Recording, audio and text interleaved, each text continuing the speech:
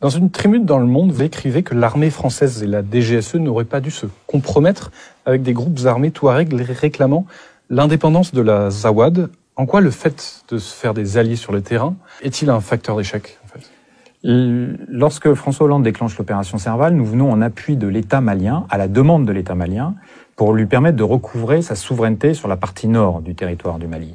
Alors on intervient pour permettre à l'État malien de recouvrer sa souveraineté et en même temps on travaille avec un mouvement politique armé qui conteste la souveraineté.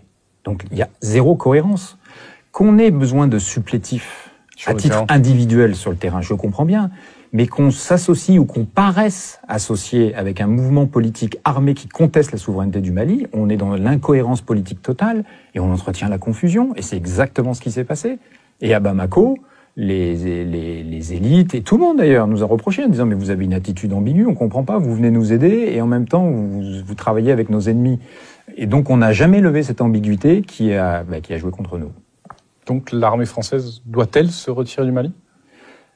L'objectif fixé à Barkhane, les 3 objectifs que je décrivais n'ont pas été atteints. Donc plus de la même chose produira plus du même résultat. Il y a eu des succès tactiques, c'est un échec stratégique. Donc maintenant, il va falloir se poser les bonnes et les vraies questions. C'est-à-dire ? Avons-nous atteint les objectifs ? Selon moi, non. Qu'est-ce qu'il faut faire ? Est-ce qu'on peut les atteindre ? Qu'est-ce qu'il faudrait faire pour les atteindre ? Mais il va falloir sérieusement changer la méthode. Et on voit bien que la militarisation de la lutte contre le terrorisme, parce que c'est toujours sous ce prétexte-là qu'on intervient, a échoué en Afghanistan, a échoué en Irak, a échoué en Syrie, a échoué... Alors en Libye, c'était un peu pour d'autres raisons, mais on continue à tenir quand même ce vocable, a échoué dans le Sahel. Il va falloir encore combien d'échecs pour se poser la question de savoir si c'est la bonne doctrine ? Autre question parallèle, l'influence de la Russie au Mali. L'ambassadeur de Russie a été reçu par la junte, dont certains cadres ont été formés en Russie. La coopération militaire bilatérale peut-elle être renforcée au détriment de la France ? Il y a d'autres acteurs dans le Sahel. La Russie revient. Tout le monde a oublié, mais à l'époque de l'Union soviétique, l'Afrique était une terre d'influence. Et il y avait même une lutte d'influence entre le bloc de l'Est et le bloc de l'Ouest. C'est vrai que depuis 89, cette présence-là s'était estompée. La Russie revient.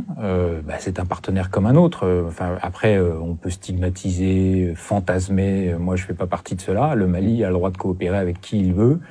Ça se fera au détriment de la France si nous ne sommes pas au rendez-vous des enjeux, tout simplement. Donc, à nous d'être bons et d'être cohérents par rapport à nos objectifs.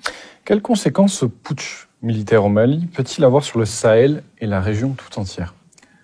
J'entendais Florence Parly qui disait qu'il fallait que la transition soit courte, sinon ça allait faire le jeu des terroristes, etc. Et une nouvelle fois, bien malin celui qui peut prédire les conséquences sur le Sahel, mais il y a le niveau de sécurité est tellement dégradé que je me demande ce qui pourrait être pire. Franchement, je me demande ce qui pourrait être pire. Et deuxièmement, c'est pas en ayant une conception de la stratégie dans cette zone de cette nature-là qu'on va faire avancer les choses. Je pense qu'il faut vraiment laisser les Maliens. Ce sont des militaires maliens qui ont pris leurs responsabilités.